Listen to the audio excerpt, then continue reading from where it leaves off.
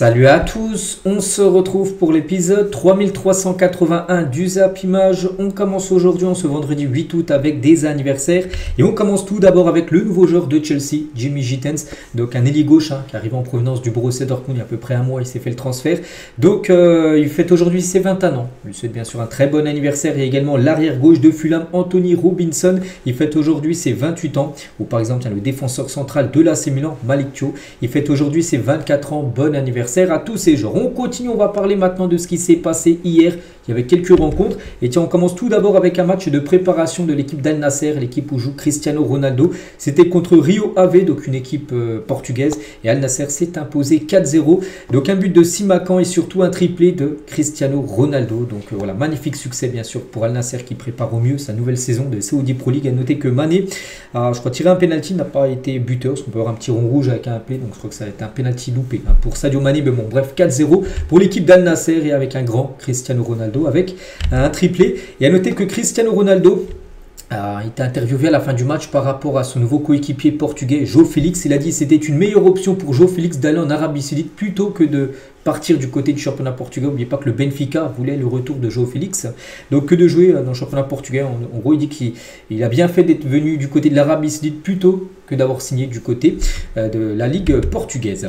D'autres résultats, tiens, hier, il y avait un Bayern Munich contre Tottenham. Et là aussi, une grosse victoire, 4-0 pour le Bayern Munich. C'était également un match, bien sûr, amical. Donc Harry Kane a été buteur. Il a également loupé un penalty. Kingsley Coman, Karl et Kussi Asare, donc des jeunes joueurs du côté du Bayern, ont pu jouer en fin de match. Ils ont gagné 4-0. Donc Tottenham a préparé pas super bien quand même ce match, cette super Coupe d'Europe là maintenant dans quelques jours contre le Paris Saint-Germain. Ce sera mercredi prochain. Donc voilà, grosse victoire du Bayern et Harry Kane, comme je dis. Donc il joue contre son ancien club, Harry Kane. Il joue contre Tottenham. Donc il a été buteur la 12e et 2 minutes après, il a eu un penalty. Il a totalement foiré son penalty qui est passé totalement au-dessus des buts. Et concernant cette équipe de Tottenham qui sera le futur adversaire du PSG, comme je l'ai dit maintenant, on est le 8, c'est dans 5 jours. Ça sera le 13. Et à noter que James Maddison sera forfait pendant 7 mois. Bon, il ne s'est pas blessé lors du match là contre le Bayern, mais s'était blessé il y a quelques jours en amical. Voilà, le milieu de Tottenham a subi une rupture des ligaments croisés en amical. C'est terrible, un match de préparation. Voilà, en gros, grosse blessure et quasiment fin de saison déjà pour lui, alors que la saison n'a même pas encore débuté. On lui souhaite bien sûr une très bonne récupération et un très bon rétablissement pour le milieu de Tottenham. Ça, c'est un gros coup dur, bien sûr, pour les Spurs qui vont certainement aller chercher un nouveau milieu de terrain pour remplacer Maddison. Et concernant le Paris Saint-Germain qui jouera contre Tottenham, n'oubliez pas que le PSG a repris l'entraînement, c'était avant-hier, mercredi, alors que Tottenham, ils auront repris l'entraînement depuis plus d'un mois. Ils ont eu quand même pas mal de matchs amicaux qu'ils ont pu jouer. Donc Paris n'aura pas de matchs amicaux. Ils commenceront directement le premier match mercredi prochain contre l'équipe de Tottenham. Ils ne seront pas prêts. Donc c'est un ancien préparateur physique du PSG, alerte sur le début de saison potentiel du club. Imaginez que cette équipe sera prête face à Tottenham ou Nantes. Donc Nantes, ça sera le 17, là maintenant dans 9 jours, première journée de Ligue 1. Ça n'a pas de sens. En gros, le PSG ne peut pas être prêt. Les joueurs ne peuvent pas être prêts pour, par exemple, le début de saison en ayant seulement une semaine d'entraînement. Mais bon, il n'y avait pas le choix. Sinon, les joueurs n'auraient pas eu de vacances. Donc voilà, on verra ce visage du Paris Saint-Germain déjà mercredi prochain contre Tottenham.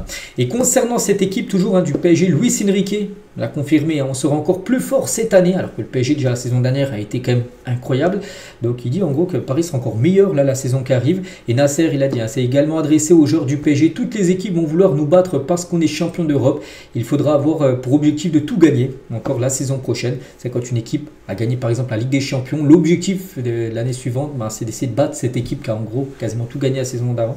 Donc voilà, en gros, ce sera l'équipe à battre, cette équipe du PSG, pour cette nouvelle saison.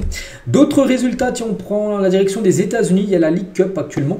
Et l'Inter Miami joue contre les Pumas Unai. Donc, c'est pas que des équipes américaines. Donc là, Pumas, je crois que c'est une équipe mexicaine. Et l'Inter Miami s'est imposé 3-1 sans Léo Messi. Messi n'a pas joué. Messi est blessé. Mais pas qu'il s'est blessé pendant 15 jours.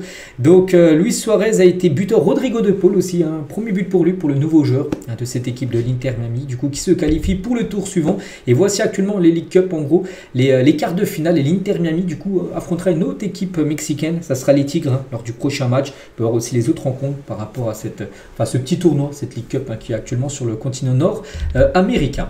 On continue, on revient nous en Europe. On peut voir la une du journal L'équipe aujourd'hui. Ça parle de pas mal de choses. Un Chevalier au Parc des Princes. On parlera tout à l'heure de Lucas Chevalier. C'est imminent son arrivée du côté du PSG, mais ça parle voilà, de ça. PSG FC Barcelone, le match aura bien lieu parce qu'il y a quelques jours, Juan Laporta, le président du FC Barcelone, il a dit En interview, il a dit qu'il aimerait avoir un Barça PSG la saison prochaine pour savoir qui est la meilleure équipe. Donc il aura bien lieu ce match. Enfin, tout d'abord, voilà, par rapport au Ballon d'Or, parce que les deux meilleures équipes de la saison dernière n'ont pu s'affronter en Ligue des Champions. Ça sera au sens juré du Ballon d'Or de départager les 9 champions d'Europe parisiens et les 4 Blaugrana. Lamine Yamal et Dembélé font figure de favoris, mais attention aux outsiders au sein de ces deux clubs-là, parce qu'en gros, là, on va parler du Ballon d'Or parce que hier, exactement le 7, on savait que on connaissait les 30 favoris, les 30 candidats au Ballon d'Or. Donc il y a quand même 9 joueurs du PSG, 4 joueurs du Barça, on peut voir à chaque fois c'est lesquels. Et voici du coup les 30 nominés pour le Ballon d'Or 2025. Résultat le 22 septembre prochain. Pourquoi le 22 septembre? Parce que c'est la cérémonie. C'est un lundi. Ça sera le lendemain d'un classique français entre le PSG et l'Olympique de Marseille. Juste une petite info comme ça parce qu'on pense beaucoup à Dembélé peut-être. Dembélé va jouer contre Marseille la veille, puis le lendemain peut-être il gagnera le Ballon d'Or, on verra. Donc voici tous les joueurs qui peuvent prétendre à remporter le Ballon d'Or. Donc parmi ces 30 là, un sera le vainqueur du Ballon d'Or dans à peu près un mois et demi.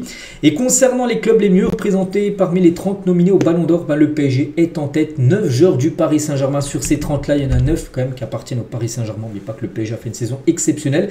Donc deuxième club, donc il y a Liverpool et le Barça avec 4 joueurs différents. Après il y a le Real Madrid, il y a l'Arsenal, il y a le Bayern, il y a l'Inter avec 2 joueurs, City, Chelsea, Dortmund, Naples, un joueur, et du coup ça fait 30 joueurs en tout. Et concernant cette équipe du PSG avec 9 nominés, et officiel, le PSG bat le record du Real Madrid. En 2018, le Real Madrid avait mis 8 joueurs. Ils avaient mis 8 joueurs parmi les 30, et là le PSG en met 9 parmi les 30. C'est un record tout simplement dans l'histoire du Ballon d'Or. Donc félicitations bien sûr à cette équipe parisienne qui a été exceptionnelle. Donc voilà, 9 pour le PSG, 8 pour le Real en 2018 et 7 pour Manchester City en 2023, Liverpool en 2019 et le Real Madrid en 2017 qui a mis aussi 7 joueurs. Mais bon, PSG est bien sûr tout en tête. Et concernant les 9, c'est ceux-là. Donc c'est Donnarumma, Hakimi, c'est Nuno Mendes, c'est Vitinha, João Neves, Fabien Ruiz, Désiré Doué, Dembélé et Kvaratskhelia. Voilà. Donc c'est vrai qu'il y a des joueurs peut-être qui manquent. Je pense à Bradley Barcola, les gars, qui n'est pas lent, qui n'est pas dedans. Il y a aussi Pacho qui aurait pu être dedans. Il y a qui d'autre? Marquinhos aussi, ces joueurs auraient pu être aussi présents dedans. Mais si le PSG avait remporté le mondial des clubs, parce qu'en gros, cette défaite en finale de Coupe du Monde des clubs contre Chelsea, ça a enlevé certains joueurs, peut-être les 2 défenseurs centraux. Et en gros, si le PSG avait remporté le mondial des clubs, ça aurait été difficile de ne pas faire un strike. En gros, un strike, c'est-à-dire on aurait pu dépasser la barre des 10 joueurs, 11, 12 joueurs peut-être du PSG dans une liste de 30, ça aurait été exceptionnel. Donc les raisons des absences de Barcola, Pacho et Marquinhos dans la liste des 30. Donc par exemple, un journaliste France Football a dit la facilité aurait été de mettre les 11 joueurs du PSG puis 19 autres joueurs. Mais si on est exigeant, la charnière parisienne, charnière centrale, elle n'est pas le premier élément auquel on pense quand on imagine cette équipe du PSG. Voilà, quand on regarde la PSG saison dernière, on ne pense pas directement à 2 défenseurs centraux, même s'ils ont été très importants. On pense plutôt au milieu de terrain, on pense aux latéraux, on pense plutôt à l'attaque. Voilà, donc c'est pour ça que peut-être les deux n'ont pas été dedans par rapport à ça. Et Théo Troude, aussi un journaliste France Football, a dit le premier aussi critère de vote est le suivant, le caractère impressionnant et décisif des performances individuelles. Voilà en gros peut-être pourquoi certains Parisiens ne sont pas dedans. Mais pour moi il y a quand même une sacrée surprise parmi les 3. C'est vrai que les 3 auraient mérité bien sûr d'être dedans entre Barcola, Pacho et Marquinhos. Mais Barcola, les gars, comment il peut ne pas être dedans avec la saison qu'il vient de faire? Donc 23 buts, 20 passes D. Déjà, voilà, 43 fois décisif, exceptionnel. Donc la Ligue des Champions, la Ligue 1, la Coupe de France, Trophée des Champions, une saison exceptionnelle. Et vous comprenez l'absence? Non, je ne comprends pas. Tiens, on va juste comparer avec d'autres joueurs qui sont nommés. Tiens, Vini Junior qui est nommé, donc moins de fois décisif. 42 buts et passes D. Donc Barcola, 43 fois, mais en 1000 minutes de moins quand même, c'est-à-dire qu'il a beaucoup moins joué, Barcola, c'est-à-dire que Gilles a été plus décisif en 1000 minutes de moins, il a gagné plus de trophées que Vini, mais Vini est dedans et pas Barcola. Donc là, voilà, là c'est un gros point d'interrogation, pourquoi? On ne sait pas. Donc concernant Lamine Yamal aussi, donc pareil, les buts et passes D, c'est le même nombre, on se dit pourquoi Lamine Yamal, lui, est parmi les 30 et même favori même pour remporter ce Ballon d'Or, bien sûr, parmi les favoris, alors que Barcola, il a les mêmes statistiques en plus en pratiquement 800 minutes de moins, donc c'est-à-dire qu'il a moins joué, mais quand il a joué, il a été plus décisif, et il n'est même pas parmi les 30, donc là aussi on se dit, on ne comprend pas. C'est vrai qu'à chaque Ballon d'Or, il y a des choses qu'on ne comprend pas, donc là on ne comprend pas pourquoi Bradley Barcola n'est pas parmi au moins les 30 après le gagner. Non, je ne pense pas qu'il gagnerait, mais au moins parmi les 30, je pense qu'il a dû avoir sa place, Bradley Barcola. Et concernant les 2 défenseurs centraux, donc la défaite du PSG aussi en finale de Coupe du Monde des clubs a clairement joué contre Marquinhos et Pacho. Aucun des deux ne figure parmi les 30 nommés pour le Ballon d'Or. Voilà, donc voilà. Bon, après, il y a quand même 9 Parisiens dedans, hein, bien sûr. Il n'y a pas tout à jeter. Et concernant les joueurs qui sont dedans, le grand favori, on parlait de Lamine Yamal, mais le grand favori reste Ousmane Dembélé. Et officiel pour la première fois de sa carrière, Dembélé, 28 ans, est nominé dans les 30 du Ballon d'Or. Et en plus, il est le grand favori pour remporter ce Ballon d'Or. À chaque année précédente, il était non classé en dehors du top 30. Et là, directement dans le top 30 et peut-être même grand vainqueur du Ballon d'Or. Parce que pour moi, c'est lui qui doit le remporter. On a vu la saison bien sûr qu'il a réalisé. Et Dembélé peut devenir le deuxième joueur de l'histoire à remporter le Ballon d'Or dès sa première nomination. Première fois que tu es nominé dans le top 30 et tu gagnes directement le Ballon d'Or. Le premier à l'avoir réalisé, c'était Igor Belanov en 1986. Et peut-être Dembélé peut réaliser tout simplement cette performance-là dans quelques semaines. Hein. Et lui, est-ce qu'il avait tout vu, hein? Regardez, c'est un tweet du 4 septembre 2024. Donc le 4 septembre 2024, on connaissait en gros les 30 nominés. Donc là, on l'a appris en gros un peu avant. On l'a appris cette fois-ci le 7 août, c'était hier. Mais voilà, cette personne disait, hein, je vais vous dire quelque chose et je suis très sérieux. La prochaine fois qu'il sera nominé, il sera Ballon d'Or. Il n'y a pas de demi-mesure avec lui. Hein, parce qu'officiel, hein, voilà, Dembélé est absent de la liste des nommés pour le Ballon d'Or. À 27 ans, le Français n'a jamais eu de chance d'être dans le top 30. Donc ça, c'est un tweet d'ActuFoot le 4 septembre 2024.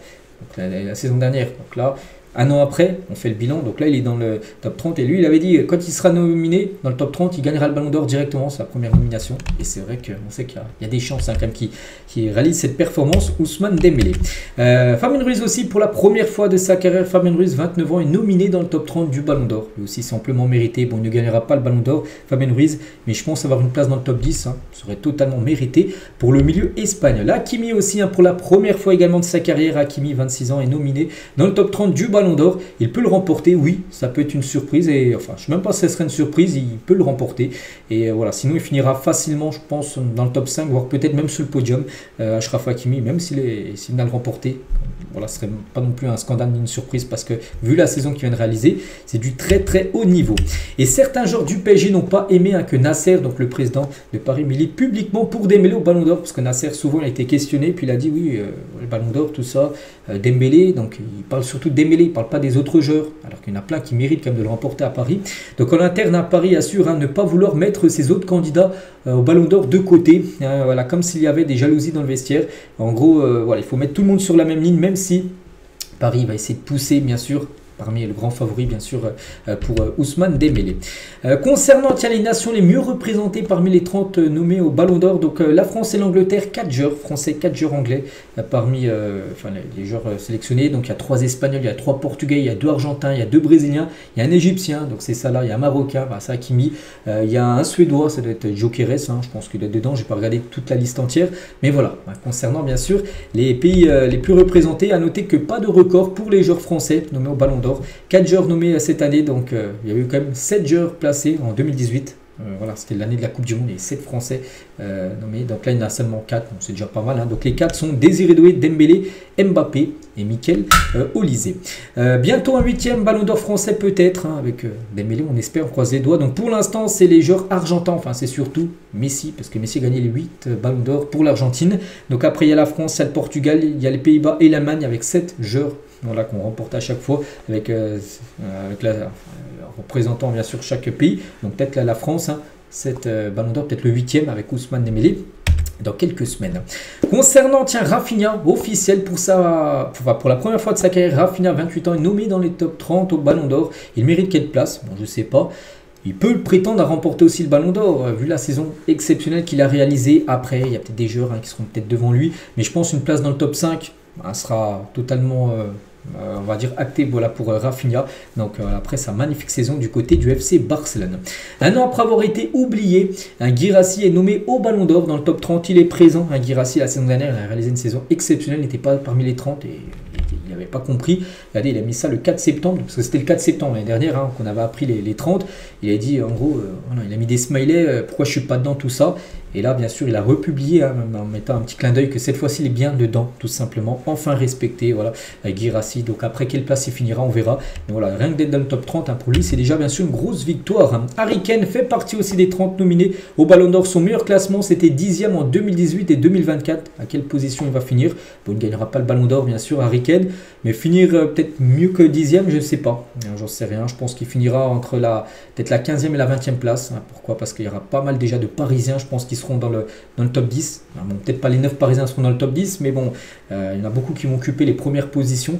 Donc voilà, pour Harry Kane, je pense qu'il va finir aux alentours, comme je dis, de la 15e à la 20e place.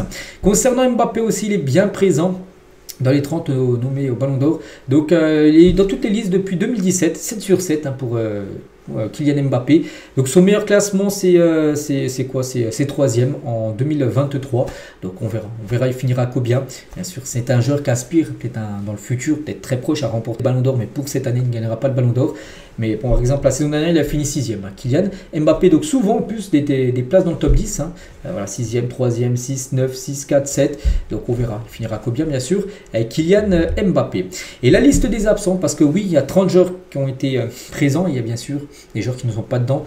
Barcola, Pacho, Marquinhos, Saliba, il n'est pas dedans. Thuram, Di Marco, Bastoni. N'oubliez pas que l'équipe de l'Inter a atteint comme la finale de Ligue des Champions, mais cette défaite 5-0, ça fait tâche. Et bien sûr, il y a pas mal de joueurs qui ne sont pas dedans du coup. Gravenberch, David Raya, Julian Alvarez, Gabriel, le défenseur d'Arsenal n'est pas non plus présent, comme Fede Valverde n'est pas dans le top 30, 65 matchs disputés, et peut-être l'un des meilleurs milieux de la saison. C'est vrai que le Real a vécu une saison compliquée, mais lui les gars, il a été à l'auteur, vraiment d'une belle saison, mais n'est pas parmi les 30, Fede Valverde.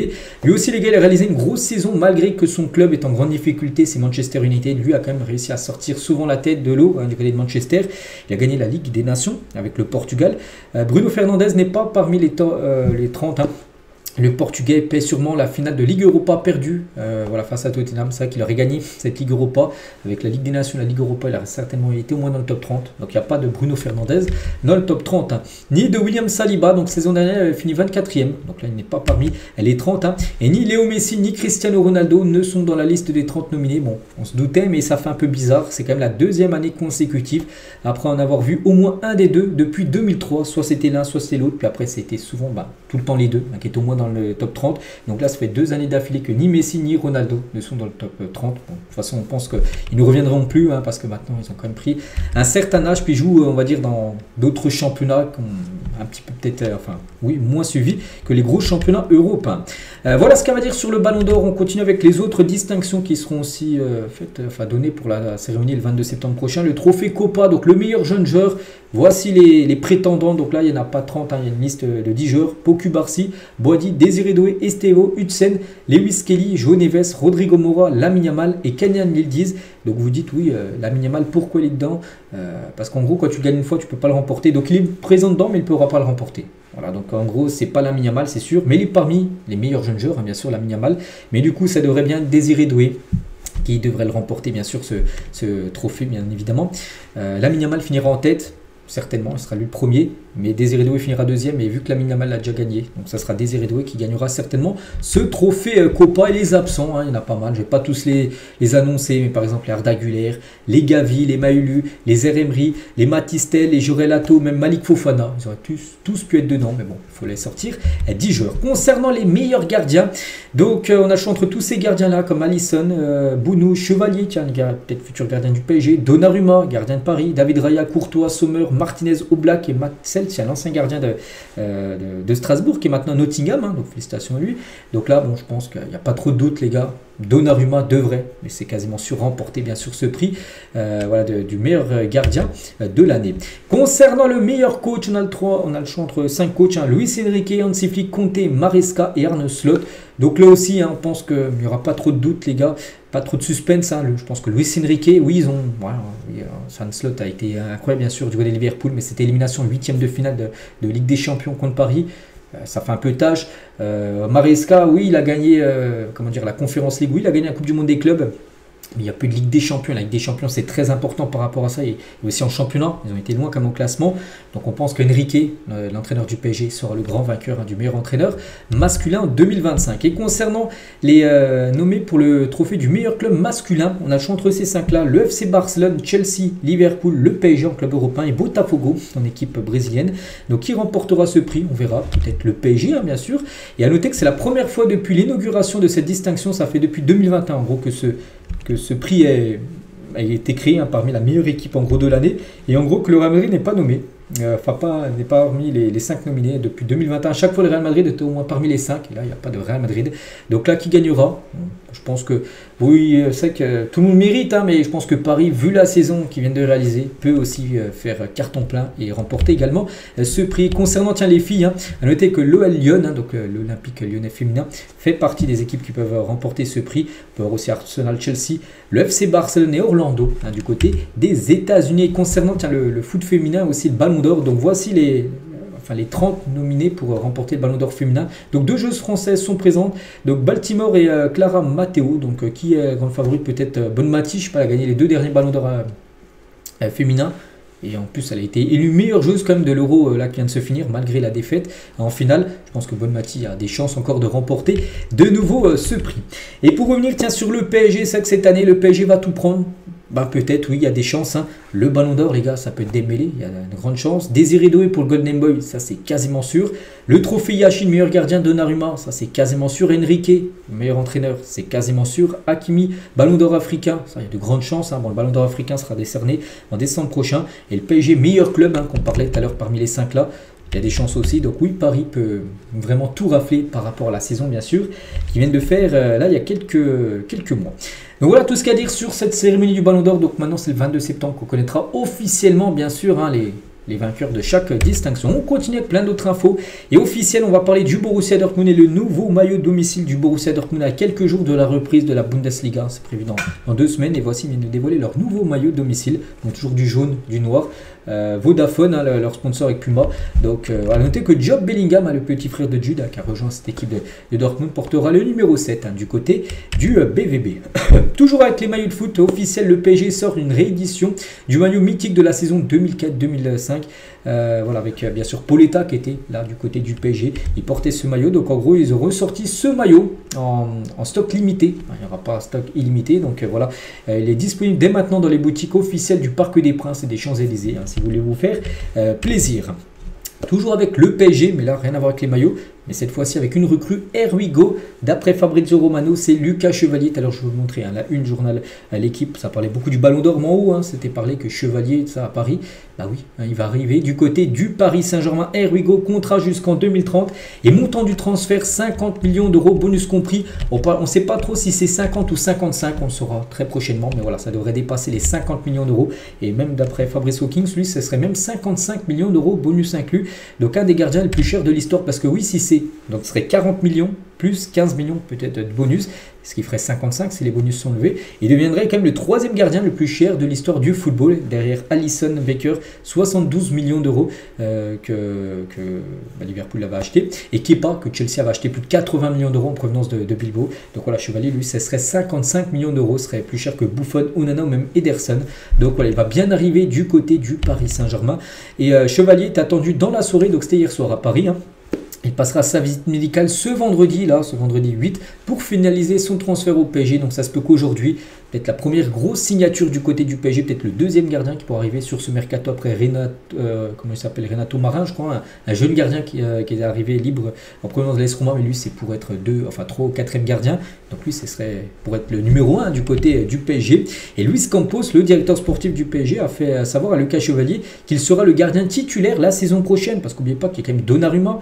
Et ce qui est fou, c'est peut-être que le PSG, ils vont, tu vas gagner la Ligue des Champions, peut-être Donnarumma, en plus peut-être trophée Yashin, meilleur gardien de la saison, et peut-être Paris va changer de gardien, alors que tu avais le meilleur gardien la saison dernière. Parce que Chevalier, les gars, il a des garanties. Hein. S'il vient, c'est un peu comme Juan Garcia, quand il a signé du côté du FC Barcelone. Deco, le directeur sportif du Barça, lui a dit tu viens, et pas de souci, tu seras le numéro 1. Et peut-être pour Chevalier, parce qu'il ne veut pas venir au PSG pour être numéro 2, sinon il reste à Lille ou il va dans un autre club. Donc s'il vient à Paris, c'est pour être le numéro 1. Donc pour Donnarumma, voilà, tu ne peux pas mettre 2 gardiens sur la pelouse. Donnarumma, les gars, ça sent soit le départ ou soit une saison sur le banc. Et du côté de Lille, ça, ils ont trouvé leur remplaçant, parce qu'il fallait déjà trouver un remplaçant avant que Chevalier, bien sûr, a un bon de sortie. Ce serait Romain Perrault, les gars, un gardien français qui va signer à Lille. Accord total entre le LOSC et le Betis et le joueur. Voilà, c'est un gardien du Betis hein, qui devrait débarquer du côté de Lille pour remplacer tout simplement Lucas Chevalier. Et vous manquez de respect Donnarumma, donc Walid Cherchour, un défend avec conviction le portier italien. Donc Donnarumma remplit sa mission, il a été extraordinaire, il a gagné l'Euro, la Ligue des Champions, il a été élu meilleur gardien de la Ligue des Champions. Et après ça, c'est vrai que c'est quand même fou. Hein. C'est quand même fou ce qui se passe actuellement avec Donnarumma. Comme je dis, il a quasiment tout gagné saison dernière en faisant des matchs exceptionnels, il va être changé. Alors que voilà, normalement tu as le meilleur gardien au monde, tu le remplaces pas. Et oui, c'est le PSG va quand même remplacer le... Moi, j'ai déjà parlé, hein, pour ceux qui me suivent, les gars, depuis longtemps. Moi, j'ai dit que Paris devait continuer avec Donnarumma. Il était exceptionnel saison dernière. Tu continues encore avec ce gardien. Bah, en gros, ce qui coince, c'est tout simplement par rapport à sa prolongation de contrat. Il est en fin de contrat dans un an. Le gardien veut prolonger, mais il veut tant en salaire et Paris n'est pas prêt à lui donner tant en salaire. C'est ce qui coince, c'est au point mort. Et c'est pour ça que Paris a dit, bon, si tu veux vraiment pas prolonger, bon, on va aller chercher un autre gardien. Voilà, donc c'est ce qui est en train de se réaliser avec Lucas Chevalier. Et Luis Enrique donc veut Lucas Chevalier et Zarbani, un autre joueur aussi qui devra arriver, hein, du côté du PSG. Donc avant mercredi, le gardien est attendu à Paris là dans les prochaines 24 heures. Donc là, non, il est déjà à Paris, hein. Pendant que Paris accélère sur Zarbani pour un accord avec Bournemouth d'ici la fin de semaine, parce qu'avant mercredi, parce que mercredi il y a le match contre Tottenham, et Paris aimerait les enregistrer les deux pour que les deux puissent peut-être jouer dès mercredi ce match, hein, de cette super Coupe d'Europe contre Tottenham. Donc voilà ce qu'il y a à dire, hein, sur l'équipe parisienne avec les gardiens, tout ça. Et tiens, on continue avec les gardiens, mais rien à voir avec le PSG, mais avec le FC Barcelone. Et Marc-André Ter Stegen n'est plus le capitaine du Barça, c'est fini, hein, c'est plus le brassard. Voilà. Il n'y a pas qu'il est blessé déjà, Ter Stegen, mais voilà, officiel, le Barça a retiré le brassard de capitaine à Ter Stegen pour cette saison. En plus, c'est très délicat la situation actuellement entre Ter Stegen et le club. Donc Ronald Araujo assume pour l'instant son rôle de vice-capitaine du Barça, parce que saison dernière, donc c'était Ter Stegen numéro 1 et Araujo numéro 2. Donc pour l'instant, Araujo est le numéro 1. Bon, là, Hansi Flick va bientôt dévoiler les 5 capitaines, mais pour l'instant c'est Araujo le numéro 1. On parle beaucoup de Frenkie de Jong, hein, qui devrait devenir là dans quelques jours peut-être le nouveau capitaine du FC Barcelone, et pour l'instant pour intérim ça sera Araujo. Et du côté du Barça, grosse surprise quand même, hein, parce qu'on apprend que Inigo Martinez, hein, voilà, donc Al Nasser, here we go. Il quitte le Barça librement, pourtant il avait encore un contrat, mais il vient de résilier son contrat quand même avec le FC Barcelone, hein, avec effet immédiat. Il a dit au Barça, je veux partir, donc voilà, son contrat est cassé, et il va rejoindre librement l'équipe d'Al Nasser, contrat jusqu'en juin 2026. Voilà, il va signer un an du côté d'Al Nasser qui lui propose certainement un énorme salaire, hein, parce que je pense pas qu'il va aller là-bas pour toucher le même salaire au Barça. Alors qu'au Barça c'était quand même un titulaire indiscutable, hein, du FC Barcelone, donc voilà, Inigo Martinez va rejoindre l'équipe de Cristiano Ronaldo. Ça c'est quand même un transfert, on peut dire surprise, parce que depuis pas mal de semaines il n'y avait aucune rumeur sur un départ d'Inigo Martinez, et du coup il devrait bien quitter le club. Officiel, Hugminson s'engage en MLS au Los Angeles FC. Ça y est, c'est fait, hein, concernant le Sud-Coréen. Il devient la recrue la plus chère de l'histoire des États-Unis, un transfert aux alentours des 22 millions d'euros. Donc voilà, c'est fait, il portera le numéro 7, hein, du côté de Los Angeles. On lui souhaite bonne chance, hein, cette légende de Tottenham.